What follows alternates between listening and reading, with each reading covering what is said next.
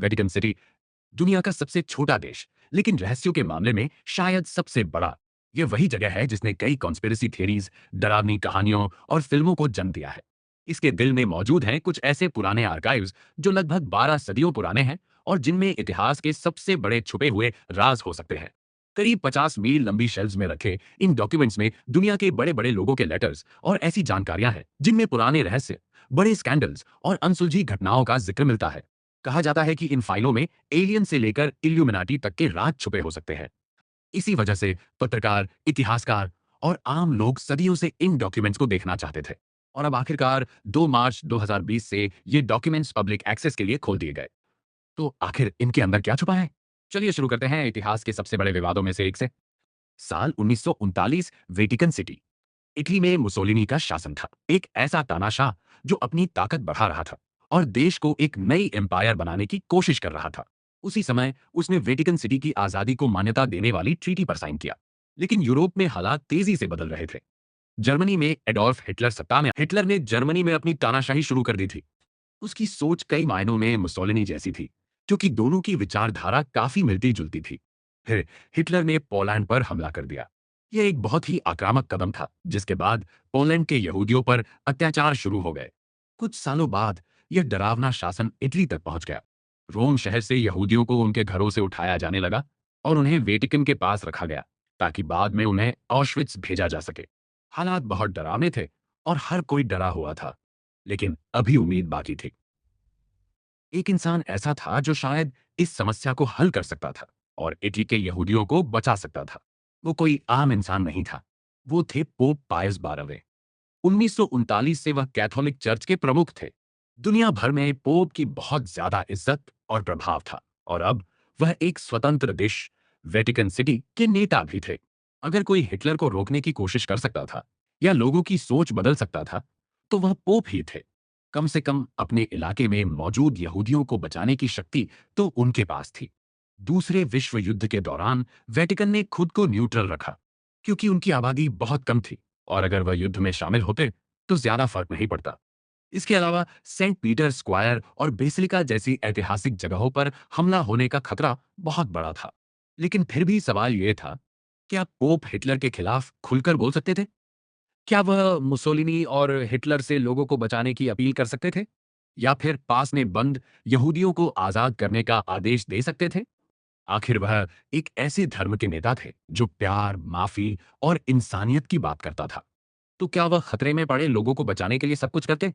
लेकिन ऐसा नहीं हुआ। उन्होंने कुछ नहीं कहा। यह इतिहास का एक ऐसा पल है जिसे लोग आज भी नहीं भूले हैं और जिस पर आज तक बहस होती है। कुछ लोग पोप पायस 12वें को दोषी मानते हैं। उनका कहना है कि उन्होंने हिटलर और मुसोलिनी के अत्याचारों के खिलाफ आवाज नहीं उठाई और इस वजह से कई लोगों की जान गई। उनके अनुसार चुप रहना भी एक तरह से साथ देना था। लेकिन कुछ लोग मानते हैं कि पोप निर्दोष थे। उनका कहना है कि उन्होंने अपनी जिम्मेदारी सही तरीके से निभाई और उन्हें संत घोषित किया जाना चाहिए। तो फिर सच्चाई क्या है? असल समस्या यह है कि हमारे पास कोई पक्का सबूत नहीं है। किसी को नहीं पता कि उस समय बंद दरवाजों के पीछे असल में क्या हुआ था।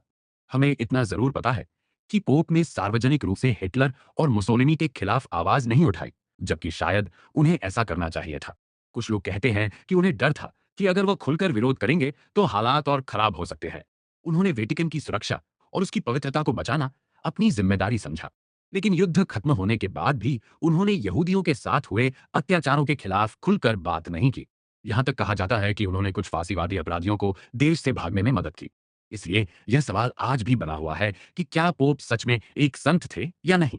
लेकिन अभी भी पूरी सच्चाई सामने नहीं आई है। कैथोलिक चर्च के असली इरादे क्या थे और पोप ने हिटलर और मुसोलिनी के साथ कितना सहयोग किया, ये आज भी एक रहस्य है। क्या इसका जवाब कभी मिलेगा? बिल्कुल मिलेगा, क्योंकि सारी जानकारी मौजूद है। लेकिन वो कहाँ है? वो बंद है दुनिया के सबसे प्रसिद्ध आर्काइव्स में, वैटिकन सीक्रेट आर्काइव्स में। लेकिन ध्यान रहे, अब इन्हें पब्लिक कर दिया गया है। ऐसा सुनकर आसान लगता है। असलियत इतनी आसान नहीं है, क्योंकि वहां लगभग 50 मील लंबी शेल्स हैं और न जाने कितने करोड़ों पन्ने हैं। इतने सारे डॉक्यूमेंट्स को पढ़ने में इतिहासकारों को भी कई साल लग सकते हैं। एंड कोट, भले ही ये डॉक्यूमेंट्स अब आम लोगों के लिए उपलब्ध हैं, लेकिन असल में इन्हें पढ़ना इतना आसान नहीं है। याद रखिए, वहां 50 मील लंबी शेल्स हैं और न जाने कितने लाखों करोड़ों पन्ने मौजूद हैं। इन्हें समझने में सबसे अनुभवी इतिहासकारों को भी बहुत समय लग सकता है।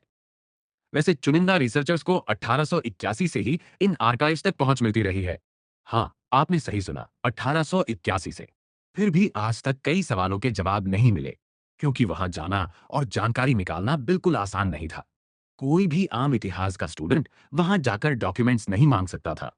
सिर्फ बहुत गंभीर और चुने हुए स्कॉलर्स को ही अनुमति मिलती थी। और जिनको अनुमति मिलती थी, वे भी एक दिन में सिर्फ 3 डॉक्यूमेंट्स ही मंगा सकते थे।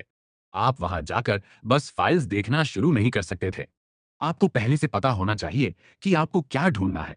ऊपर से समस्या यह भी है कि ज्यादातर डॉक्यूमेंट्स इटालियन और लैटिन भाषा में लिखे गए हैं, जो आज बहुत कम लोग समझ पाते हैं। फिर भी कुछ जानकारियां सामने आई।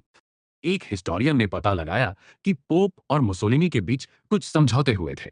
इन समझौतों में चर्च की सुरक्षा के बदले पोप द्वारा मुसोलिनी के खिलाफ और एंटी सेमिटिज्म के खिलाफ ज्यादा खुलकर न बोलने की बात कही गई थी। लेकिन नाजियों के बारे में पूरी सच्चाई अभी भी रहस्य बनी हुई है। तो अब क्या बदल गया है? अब इन आर्काइव्स तक पहुंच सिर्फ कुछ लोगों तक सीमित नहीं है। कोई भी व्यक्ति इन्हें देखने की कोशिश कर सकता है। लेकिन आज भी कई परेशानियां हैं। एक दिन में कितनी जानकारी देख सकते हैं, इसकी सीमा है।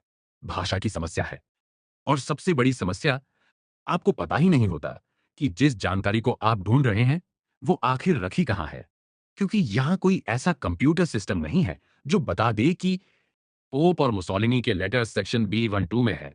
और यह भी जरूरी नहीं कि जो जानकारी आप चाहते हैं वो वेटिकन आर्काइव्स में ही मौजूद हो।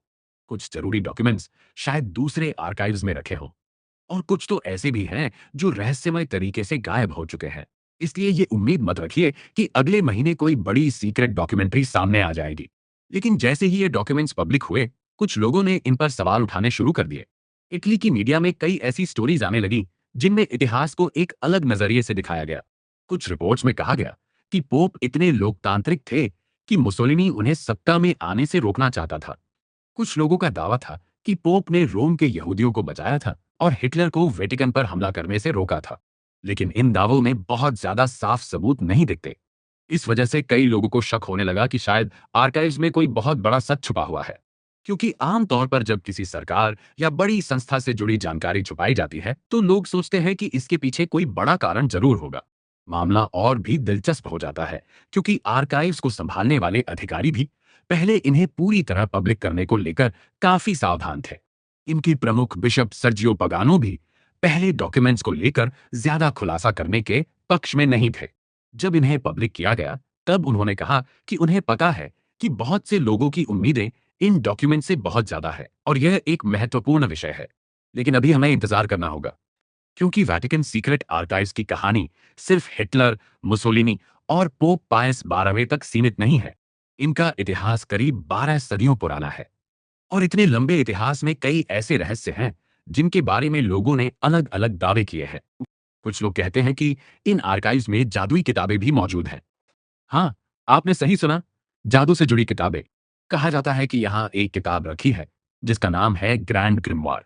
लोगों के अनुसार इसमें शैतान को बुलाने जैसी चीजों के बारे में लिखा है। एक ग्रिमवार ऐसी किताब को कहा जाता है जिसमें पुराने समय के जादू, मंत्र, ताबीज और रहस्यमय चीजों का जिक्र होता था। और कुछ लोगों का दावा है कि ग्रैंड ग्रिमवार दुनिया की सबसे शक्तिशाली ऐसी किताबों में से एक है। एनकॉट। जादू से जुड़ी कहानियों से हटकर अगर सबसे बड़े धार्मिक रहस्यों की बात करें, तो कुछ लोगों का मानना है कि इन आर्काइव्स में ईसा मसीह या जीसस क्राइस्ट से जुड़ी बहुत महत्वपूर्ण जानकारी भी हो सकती है। कुछ कॉन्स्पिरेसी थियरीज के अनुसार यहाँ ऐसी जानकारियां छुपी हो सकती हैं जो ये बताएंगी कि जीसस वास्तव में कौन थे और क्या उनके वंशज आज भी मौजूद हैं। कहा जाता है कि सेंट पॉल और रोमन एम्परर नीरो के बीच इस बारे में कुछ पुराने डॉक्यूमेंट्स मौजूद हो सकते हैं। कुछ लोग तो इससे भी आगे बढ़कर दावा करते हैं कि शायद जीसस के अस्तित्व से जुड़ी सच्चाई भी इन फाइल्स में हो सकती है। हालांकि अगर ऐसा कोई बड़ा सबूत मौजूद भी हुआ, तो ये बहुत मुश्किल है कि उसे आसानी से पब्लिक कर दिया जाएगा।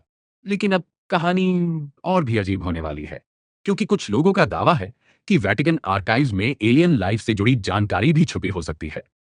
अब सवाल उठता है, कैथोलिक चर्च को एलियंस के बारे में जानकारी क्यों होगी? इसका कोई पक्का जवाब नहीं है। लेकिन कुछ कॉन्स्पिरेसी थियरिस्ट्स का मानना है कि चर्च के पास दूसरे ग्रहों के जीवन से जुड़ी जानकारियां हैं। कुछ तो यहां तक कहते हैं कि पोप का एलियन से संपर्क है।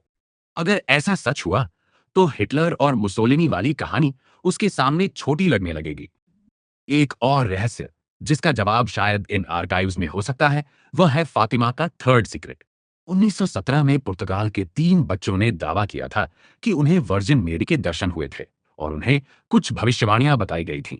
इन बच्चों को 3 सीक्रेट्स बताए गए थे जिन्हें एक बिशप तक पहुंचाना था, लेकिन तीसरे सीक्रेट को लेकर काफी रहस्य बना रहा।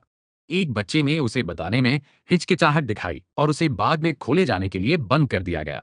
साल 2000 में पोप जॉन पॉल द्वितीय ने उस सीक्रेट को पब्लिक किया, लेकिन आज भी कई लोग मानते हैं कि असली या पूरा सीक्रेट अभी भी छुपा हुआ है। कुछ लोगों के अनुसार उसमें दुनिया के अंत या चर्च के भविष्य से जुड़ी कोई बहुत बड़ी बात हो सकती है। कॉन्स्पिरेसी थियरीज की बात हो और इल्यूमिनाटी का नाम ना आए, ऐसा कैसे हो सकता है? कई लोगों का मानना है कि इल्यूमिनाटी का भी वैटिकन आर्काइव से कोई संबंध रहा है। कुछ थियरीज तो यहां तक कहती हैं कि इल्यूमिनाटी खुद इन आर्काइव्स को कंट्रोल करते हैं। इसी वजह से कुछ लोग मानते हैं कि अंदर ऐसे डॉक्यूमेंट्स जरूर होंगे जिनमें फ्रीमेसन्स और पुराने गुप्त संगठनों के बारे में जानकारी होगी। और अगर यह सब काफी अजीब नहीं था, तो एक और कहानी सामने आती है। एक रहस्यमय मशीन की कहानी जिसका नाम था क्रोनोवाइजर। कहा जाता है कि यह एक ऐसी मशीन थी जिससे इंसान अतीत और वर्तमान की घटनाओं को देख सकता था, कुछ कुछ एक मॉडर्न क्रिस्टल बॉल की तरह। कथित तौर पर फादर पेलेग्रिनो मारिया अर्नेटी ने यह मशीन बनाई थी ताकि वह जीसस क्राइस्ट के समय की घटनाओं को देख सके। लेकिन मजेदार बात यह है कि आज तक इस मशीन का कोई पक्का सबूत सामने नहीं आया, तो शायद ये कहानी सिर्फ एक दावा ही हो। अब आते हैं कुछ ऐसे डॉक्यूमेंट्स पर जिनका होना ज्यादा संभव माना जाता है।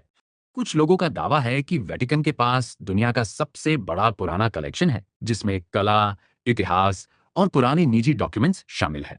इन आर्काइव्स में कुछ ऐसे लेटर्स भी हो सकते हैं जिन पर इतिहास बदला, जैसे महान कलाकार मिकेलांजेलो का पोप जूलियस वर्स्ट आई को लिखा हुआ पत्र, या फिर स्पेन और पोर्चुगल के बीच दुनिया के इलाकों को बांटने वाले डॉक्यूमेंट्स। इंग्लैंड के राजा हेनरी वीफ आई का वह रिक्वेस्ट लेटर जिसमें उसने कैथरीन ऑफ एरागॉन से अपनी शादी खत्म करने की अनुमति मांगी थी।